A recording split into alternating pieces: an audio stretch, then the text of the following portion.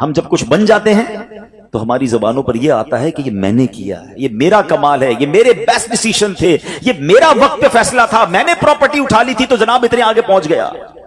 نہیں پیارے پیارے اسلامی بھائیوں، یہ نہ کرنا۔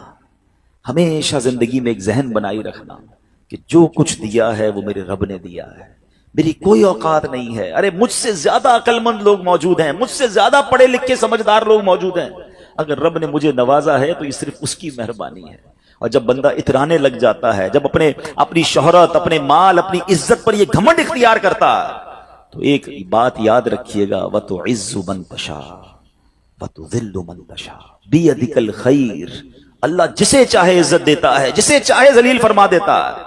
ہم نے کروڑوں جس کے فالوورز ہیں ان کو دیکھا منٹوں میں ذلیل ہوتے ہوئے، زکوٰۃ دینے والے دنوں کے اندر زکوٰۃ لینے والے بنتے دیکھے۔ اے میرے پیارے اسلامی بھائیوں، دنیا میں عروج والے جیلوں میں گرفتار ہوتے بھی آپ نے دیکھے۔